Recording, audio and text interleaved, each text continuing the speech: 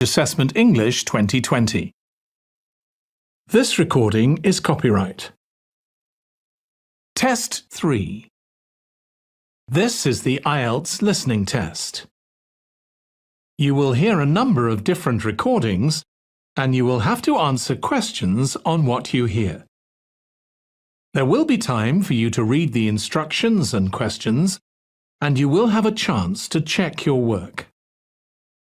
All the recordings will be played once only. The test is in 4 parts.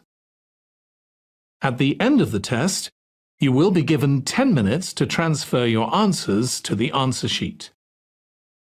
Now turn to Part 1.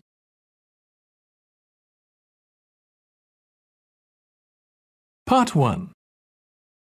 You will hear a woman who works at an employment agency talking to a man about jobs he could apply for. First, you have some time to look at questions 1 to 5.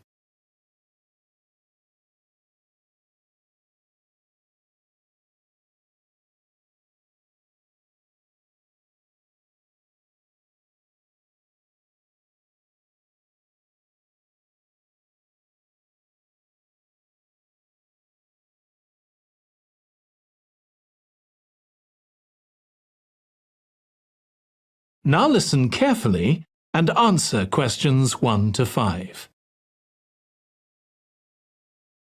Good morning. Thanks for coming in to see us here at the agency, Joe. I'm one of the agency representatives and my name's Sally Baker. Hi, Sally. I think we spoke on the phone, didn't we? That's right, we did. So thank you for sending in your CV. We've had quite a careful look at it and I think we have 2 jobs that might be suitable for you. OK. The first one is in a company based in North London. They're looking for an administrative assistant. OK. What sort of company is it? They're called Home Solutions, and they design and make furniture. Oh, I don't know much about that, but it sounds interesting. Yes, well, as I said, they want someone in their office, and looking at your past experience, it does look as if you fit quite a few of the requirements. So on your CV it appears you've done some data entry? Yes. So that's one skill they want. Then they expect the person they appoint to attend meetings and take notes there. OK. I've done that before, yes. And you need to be able to cope with general admin. Filing and keeping records and so on. That should be OK. And in my last job, I also had to manage the diary. Excellent. That's something they want here too. I'd suggest you add it to your CV. I don't think you mentioned that, did you? No. So, as far as the requirements go, they want good computer skills, of course, and they particularly mention spreadsheets. That should be fine. And interpersonal skills, which would be something they'd check with your references. I think that should be OK, yes. Then they mention that they want someone who is careful and takes care with details. Just looking at your CV, I'd say you're probably all right there. I think so, yes. Do they want any special experience? I think they wanted some experience of teleconferencing. Oh, I've got 3 years' experience of that. Let's see. Yes, good. In fact, they're only asking for at least 1 year, so that's great.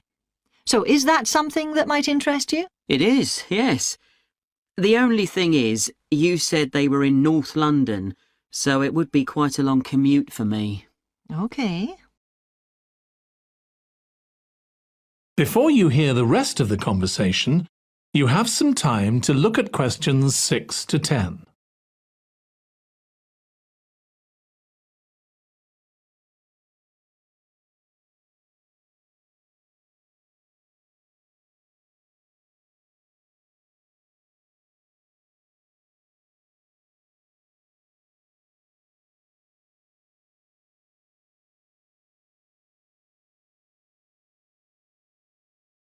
Now listen and answer questions 6 to 10.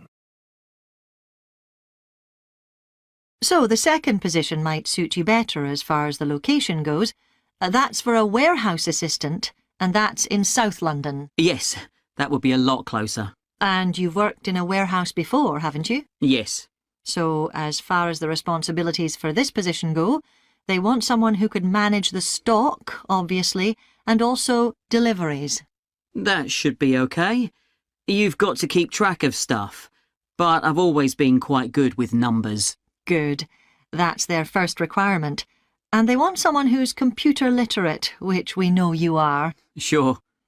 Then they mention organisational skills. They want someone who's well organised. Yes, I think I am. And tidy? Yes, they go together really, don't they? Sure. Then the usual stuff. They want someone who can communicate well, both orally and in writing. Okay. And for the last warehouse job I had, one of the things I enjoyed most was being part of a team. I found that was really essential for the job. Excellent. Yes, they do mention that they want someone who's used to that, yes. Now, when you were working in a warehouse last time, what sorts of items were you dealing with? It was mostly bathroom and kitchen equipment, sinks and stoves and fridges. So you're okay moving heavy things? Sure, I'm quite strong and I've had the training. Good. Now, as far as experience goes, they mention they want someone with a licence and that you have experience of driving in London, so you can cope with the traffic and so on. Yes, no problem. And you've got experience of warehouse work. And the final thing they mention is customer service. I think, looking at your CV, you're okay there. Right. So, what about pay? Can you tell me a bit more about that, please? That is the end of part 1. You now have 1 minute to check your answers to part 1.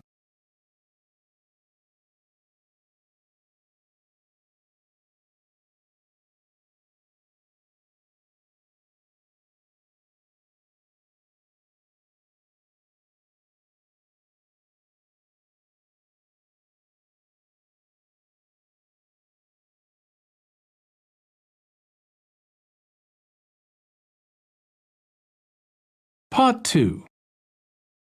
You will hear a woman called Alice Riches talking on the radio about a scheme which involves closing streets to traffic to allow children to play. First, you have some time to look at questions 11 to 16.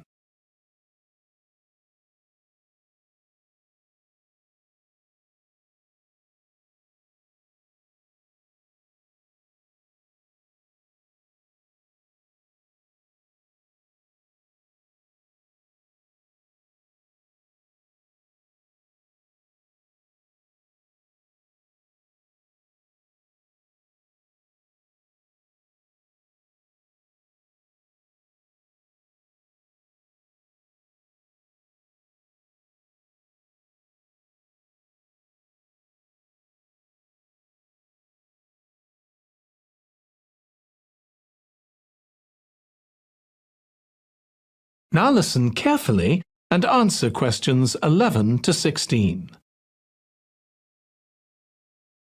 My guest on the show today is Alice Riches, who started the street play scheme where she lives in Beechwood Road. For those of you that don't already know, street play involves local residents closing off their street for a few hours so that children have a chance to play in the streets safely. She started it in her own street, Beechwood Road, and the idea caught on. And there are now street play schemes all over the city. So when did you actually start the scheme, Alice? Well, I first had the idea when my oldest child was still a toddler. So that's about 6 years ago now. But it took at least 2 years of campaigning before we were actually able to make it happen. So the scheme's been up and running for 3 years now. We'd love to be able to close our road for longer, for the whole weekend, from Saturday morning until Sunday evening, for example. At the moment, it's just once a week. But when we started, it was only once a month. But we're working on it. So what actually happens when Beechwood Road is closed? We have volunteer wardens, mostly parents, but some elderly residents too, who block off our road at either end.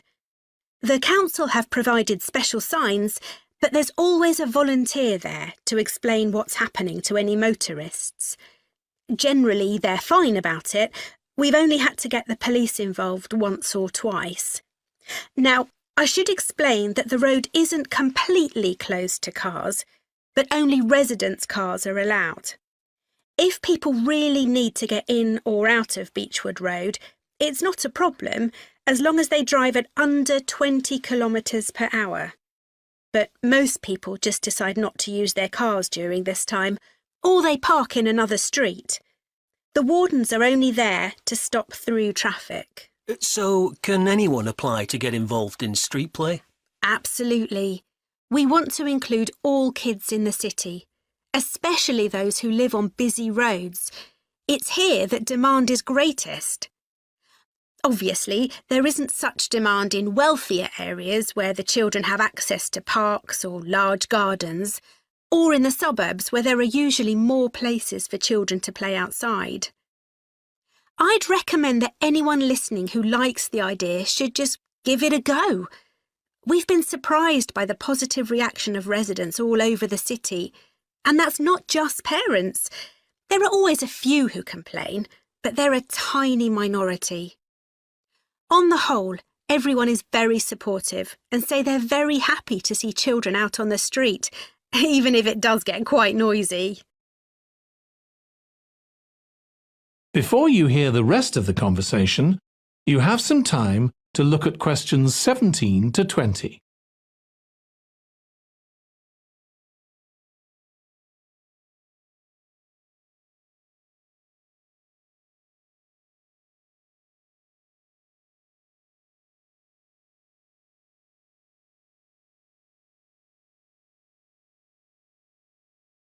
Now listen and answer questions 17 to 20.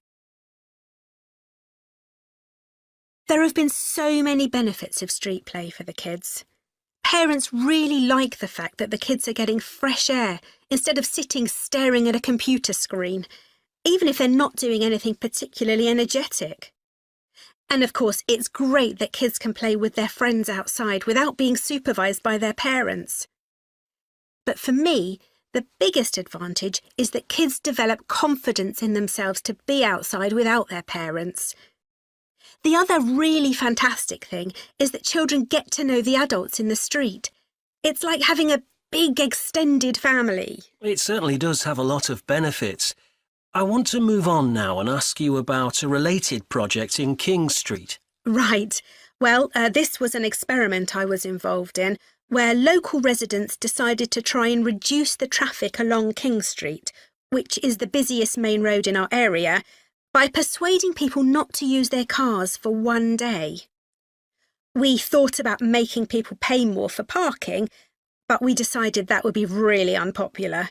So instead, we just stopped people from parking on King Street, but left the other car parks open. It was surprising how much of a difference all this made. As we'd predicted, air quality was significantly better. But what I hadn't expected was how much quieter it would be, even with the buses still running. Of course, everyone said they felt safer, but we were actually amazed that sales in the shops went up considerably that day. We thought there'd be fewer people out shopping, not more. That's really interesting. So, the fact that the street was... That is the end of part 2. You now have 30 seconds to check your answers to part 2.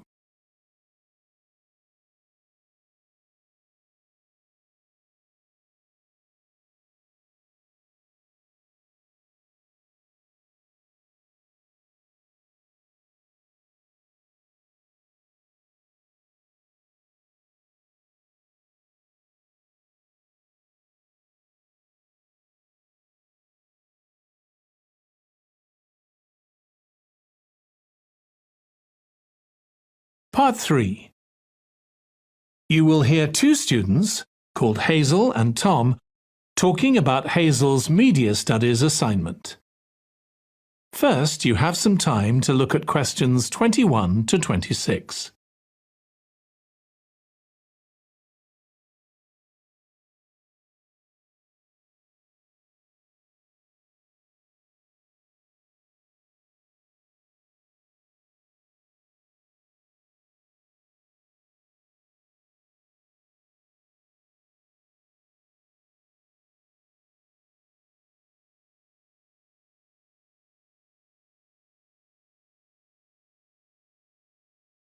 Now listen carefully and answer questions 21 to 26. Tom, could I ask you for some advice, please? Yes, of course. If you think I can help. What's it about? It's my first media studies assignment, and I'm not sure how to go about it. You must have done it last year. Is that the one comparing the coverage of a particular story in a range of newspapers? That's right. Oh, yes. I really enjoyed writing it. So, what sort of things do I need to compare? Well, there are several things. For example, there's the question of which page of the newspaper the item appears on. You mean because there's a big difference between having it on the front page and the bottom of page 10, for instance? Exactly. And that shows how important the editor thinks the story is. Then there's the size. How many column inches the story is given. How many columns it spreads over. And I suppose that includes the headline. It certainly does. It's all part of attracting the reader's attention. What about graphics? Whether there's anything visual in addition to the text? Yes, you need to consider those too, because they can have a big effect on the reader's understanding of the story. Sometimes a bigger effect than the text itself. Then you'll need to look at how the item is put together. What structure is it given?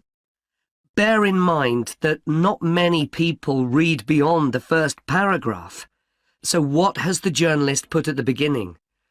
And if, say, there are conflicting opinions about something, does one appear near the end where people probably won't read it? And newspapers sometimes give wrong or misleading information, don't they? Either deliberately or by accident. Should I be looking at that too? Yes, if you can. Compare what's in different versions. And as far as possible, try and work out what's true and what isn't. And that relates to a very important point. What's the writer's purpose? Or at least the most important one, if they have several.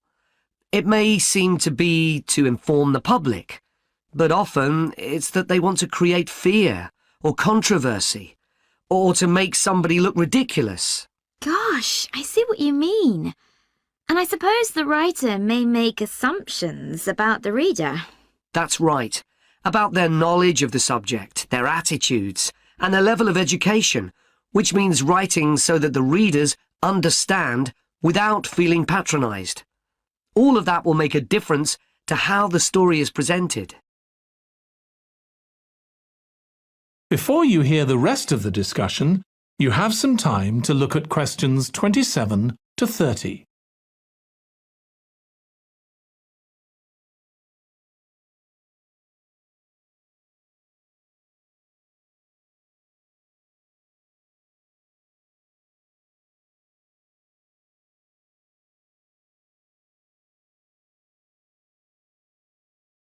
Now listen and answer questions 27 to 30.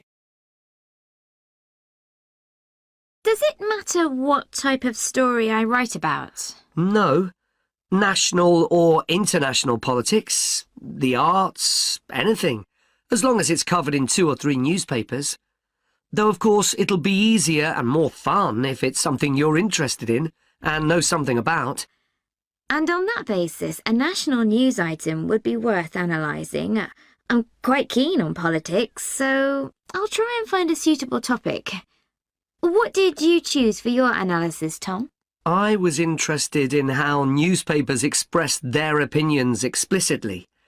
So I wanted to compare editorials in different papers, but when I started looking, I couldn't find 2 on the same topic that I felt like analysing. In that case, I won't even bother to look. So in the end, I chose a human interest story, a terribly emotional story about a young girl who was very ill, and lots of other people, mostly strangers, raised money so she could go abroad for treatment. Actually, I was surprised. Some papers just wrote about how wonderful everyone was, but others considered the broader picture, like why treatment wasn't available here. I usually find stories like that raise quite strong feelings in me. I'll avoid that. Perhaps I'll choose an arts topic, like different reviews of a film or something about funding for the arts. I'll think about that. Yes, that might be interesting. Okay, well, thanks a lot for your help, Tom. It's been really useful. You're welcome. Good luck with the assignment, Hazel. That is the end of part 3. You now have 30 seconds to check your answers to part 3.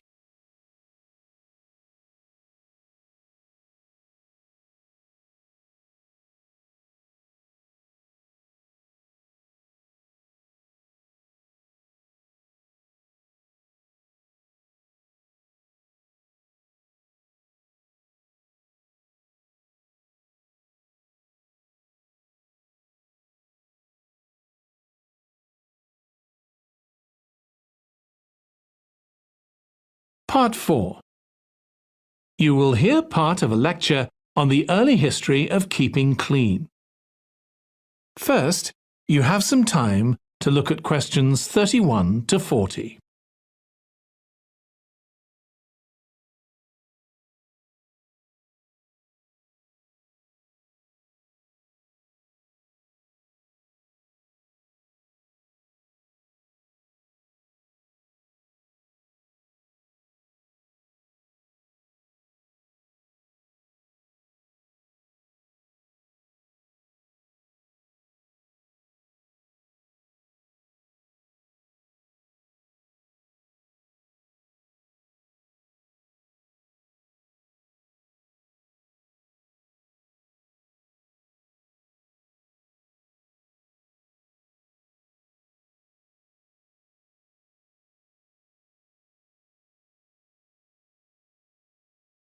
Now listen carefully and answer questions 31 to 40. Nowadays, we use different products for personal cleanliness, laundry, dishwashing and household cleaning, but this is very much a 20th century development. The origins of cleanliness date back to prehistoric times. Since water is essential for life, the earliest people lived near water and knew something about its cleansing properties, at least that it rinsed mud off their hands. During the excavation of ancient Babylon, evidence was found that soap making was known as early as 2800 BC. Archaeologists discovered cylinders made of clay, with inscriptions on them saying that fats were boiled with ashes. This is a method of making soap, though there's no reference to the purpose of this material. The early Greeks bathed for aesthetic reasons and apparently didn't use soap.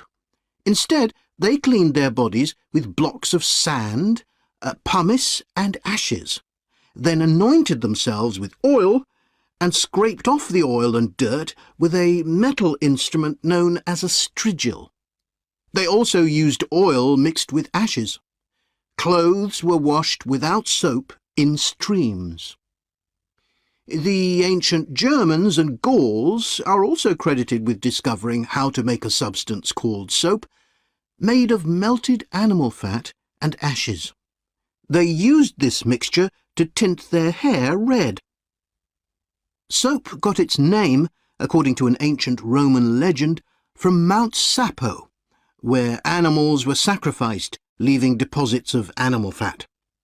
Rain washed these deposits, along with wood ashes, down into the clay soil along the river Tiber. Women found that this mixture greatly reduced the effort required to wash their clothes. As Roman civilization advanced, so did bathing. The first of the famous Roman baths, supplied with water from their aqueducts, was built around 312 BC. The baths were luxurious, and bathing became very popular. And by the 2nd century AD, the Greek physician Galen recommended soap for both medicinal and cleansing purposes.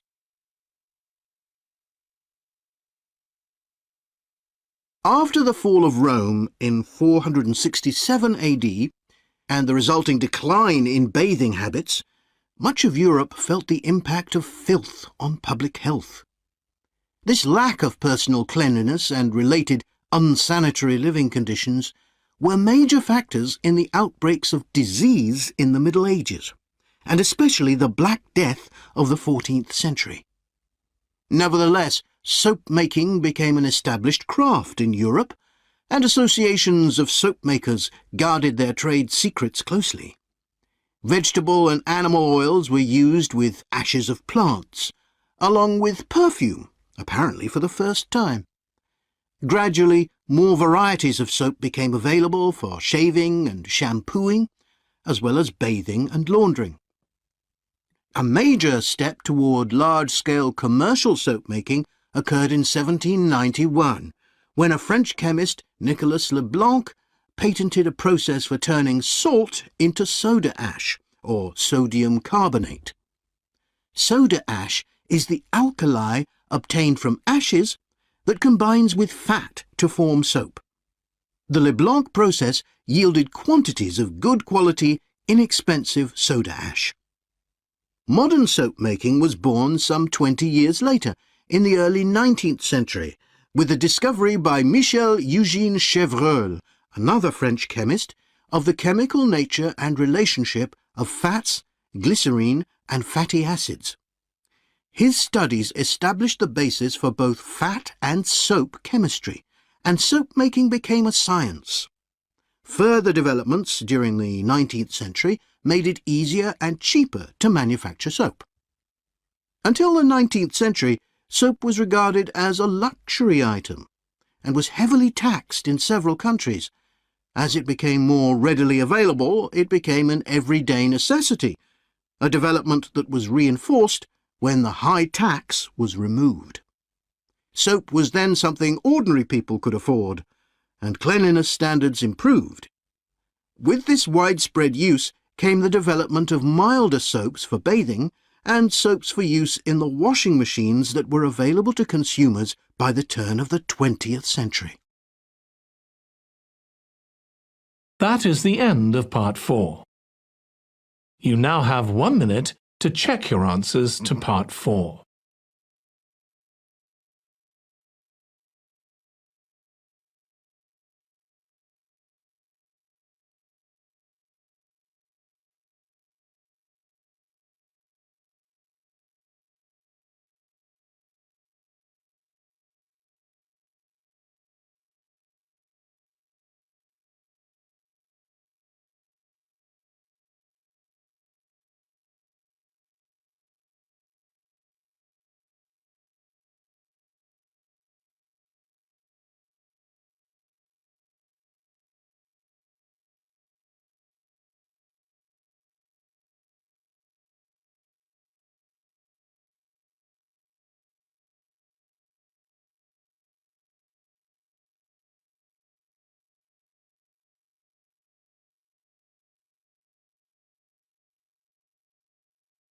That is the end of the listening test. In the Ielts test, you would now have 10 minutes to transfer your answers to the answer sheet.